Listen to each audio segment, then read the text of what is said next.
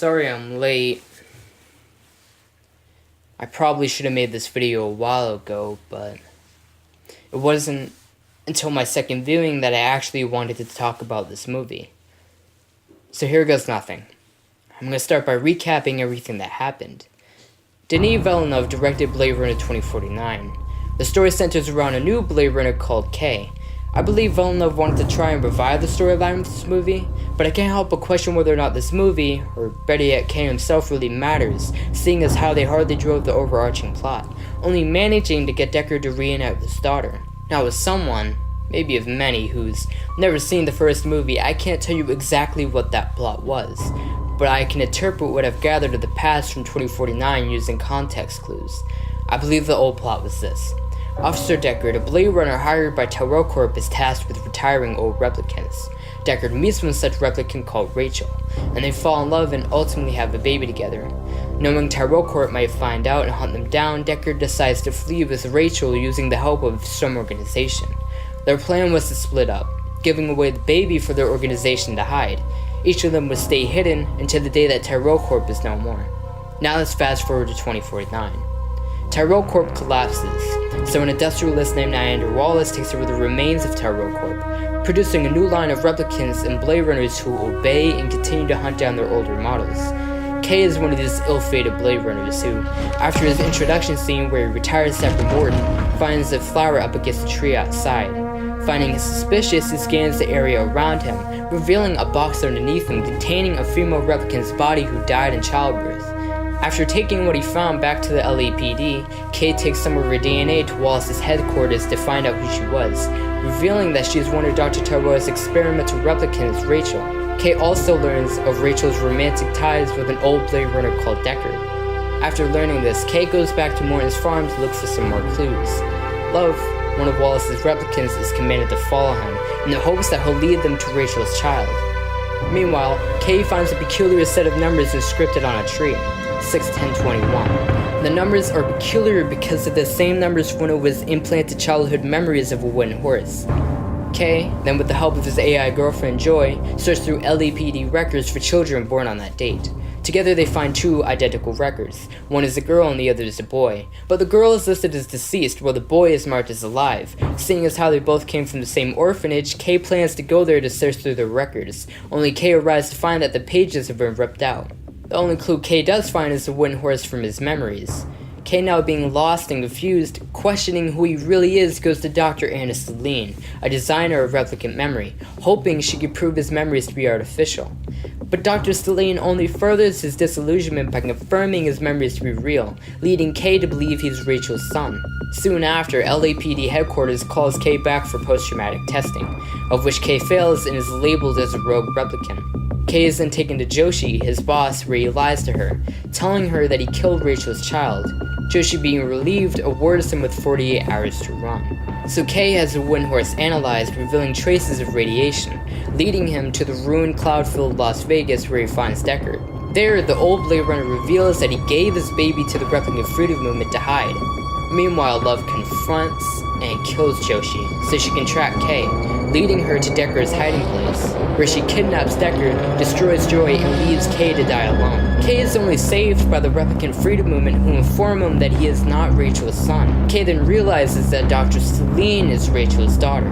Freza, their leader, asks K to kill Deckard so that he won't lead Wallace to the Replicant Freedom Movement. Meanwhile, Love brings Deckard to Wallace, where he offers him a clone of Rachel in exchange for what he knows. Deckard refuses and is sent off-world, but shortly after, K intercepts Love and Deckard's transport, killing Love and faking Deckard's death. K, being mortally wounded, finally brings Deckard to reunite with his daughter, where he stays outside and peacefully dies, ending the movie. After watching this movie 3 times, I began to see that K is set up in a weird way. For example, K grew up as an outcast, and even as an adult, he's a victim of prejudice. K is a great person, he's just put down because he's a replicant. Sounds like the beginning of any hero's journey, maybe even the chosen ones. But the movie quickly subverts that expectation, by instead choosing Deckard over K, only allowing K to do one heroic action, which explains why K's storyline is set up just like a side character's. K is a Blade Runner, K kills replicants, K finds out about Rachel and Deckard, K searches for their child, K is then kicked off the LAPD. Kay exposes Decker's hideout. Kay then saves Deckard, redeeming himself. Kay takes Deckard to reunite with his daughter. Kay dies. If you just took out the first half of that story and instead focused on Deckard starting from when Kay found him, Kay's setup would still work. There's nothing Kay does that we need to see. It's not like he kills Wallace. Sure, he kills Love, but he does that in front of Deckard. So why did they choose to focus on Kay? Why not focus on Deckard? I need a drink.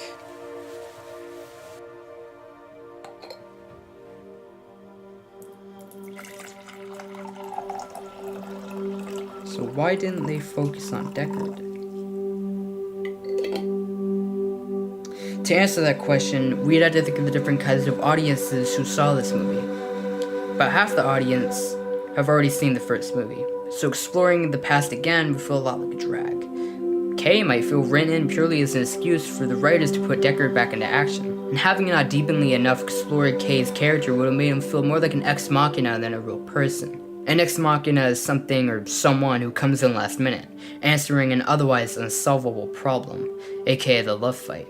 Let's say they didn't focus on the past, but only focused on the future. To the new audience who haven't seen the first movie, Deckard won't feel like a properly filled in character.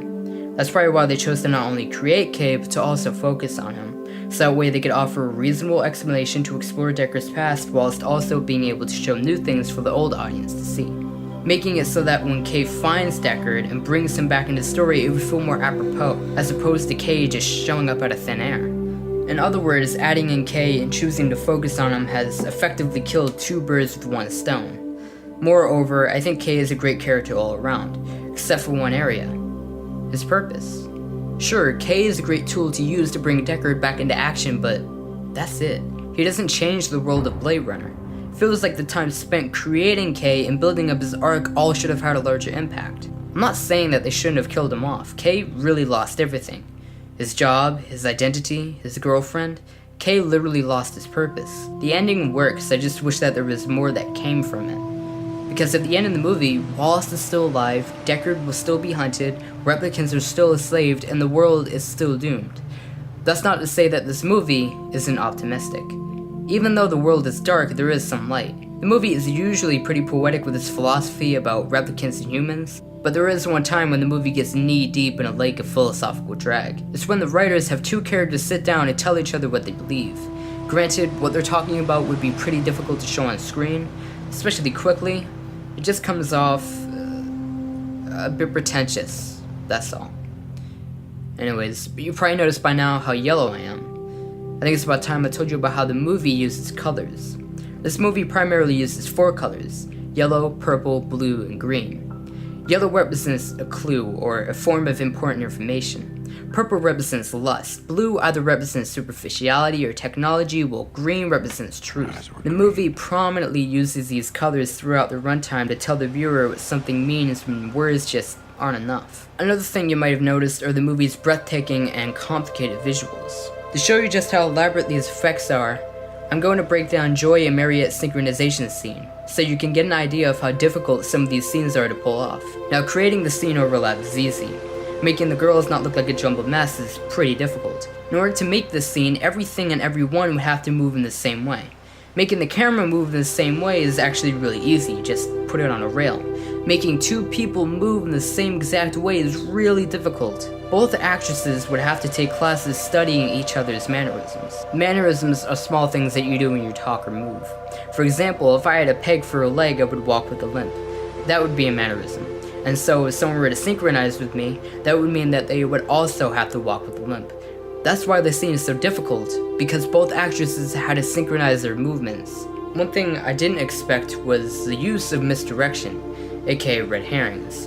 A red herring is something that is used to deliberately mislead you. For example, if this were a comedy skit and I were to sit down next to somebody on the phone, describing that person head to toe, you might reasonably believe, like the other person, that I was describing them, when in actuality I was talking about somebody else, making that person a red herring. Throughout the movie, we watch as Kay slowly unravels the secrets of the first one. Like Kay, we too slowly begin to piece together what happened, eventually believing that Kay is Rachel's son. The writers knew how people would be thinking and used that against us to create a complex mystery. We believed Kay to be Rachel's son because we wanted Kay to be special. Just like Joy said, today's Hollywood movies typically work that way anyways. That's why the writers were subtle when planting their red herrings, so that on a second viewing you could watch an entirely different story unfold, possibly revealing things that you didn't see before, giving you an entirely different perspective. One thing I did notice was music.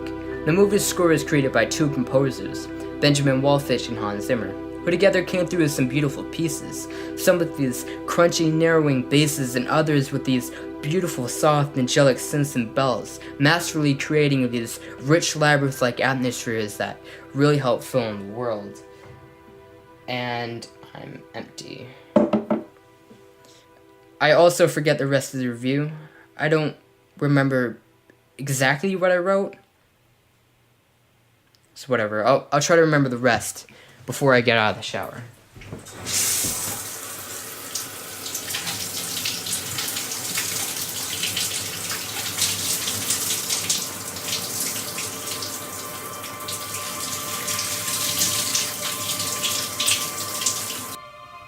One thing everyone might not have noticed was the advertising for this movie. I mean, you definitely saw it, but I wouldn't be surprised if you had forgotten. The advertising for this movie was bad, which explains why it made so little. For example, Star Wars The Last Jedi's budget was around $200 million, while the movie made $1.4 billion, more than quadrupling their budget. Now let's look at Blade Runner 2049's. 2049's budget was around $150 to $180 million, while the movie made a measly $259.2 million, hardly doubling their budget, give or take. Because this movie made so little, that would classify it as a failure. This movie is otherwise flawless with its slow, cathartic pace. However, there is one scene that bothers me, as the one where Deckard is fighting Kay. In the scene, the music will cut in and out, destroying all the atmosphere and tension that was built up over the last couple of minutes. But seeing how this movie is 2 hours and 44 minutes long, this bump of the road is not that noticeable. I also think this scene was created that way for some form of deadpan comic relief.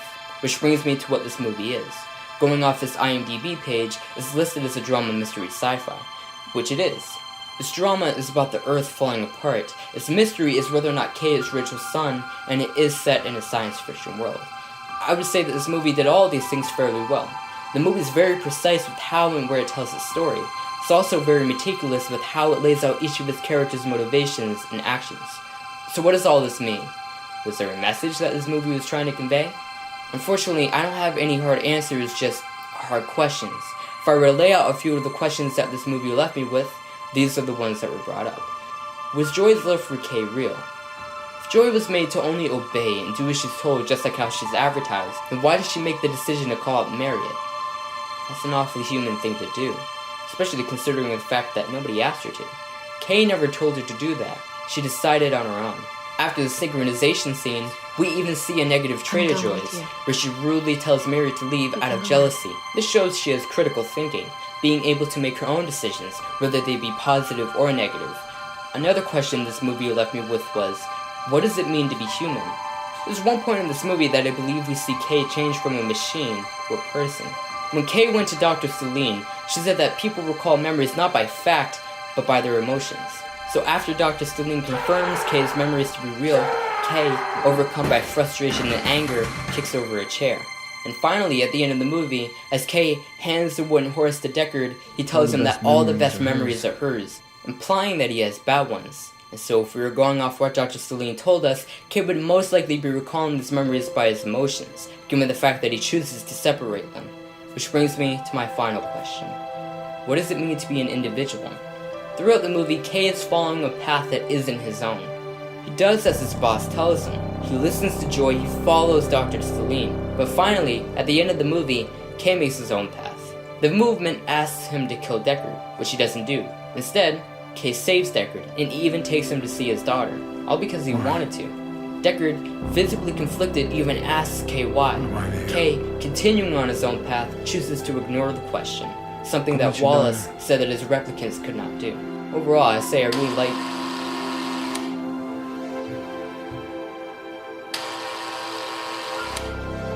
yes? Hello, is this model AD6-38754? Yes. Hello, yeah, today is your regularly scheduled baseline test. You have 5 minutes. overall, I really like this movie. I think Denis Villeneuve successfully revived the storyline with this film, and seeing as how he didn't kill Deckard or Wallace, there's always room for a sequel. So even though I don't think this movie is necessary, I do think everyone did a great job. I mean, this movie is more like an update than anything, and I mean that in a good way. I think it would be nice to see where one of your favorite past characters ended up after all this time. So if you hadn't seen this movie already, you really should.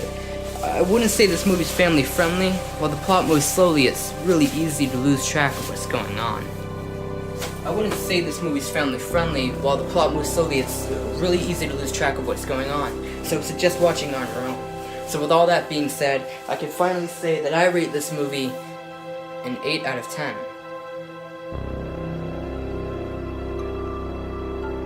Thank you for watching.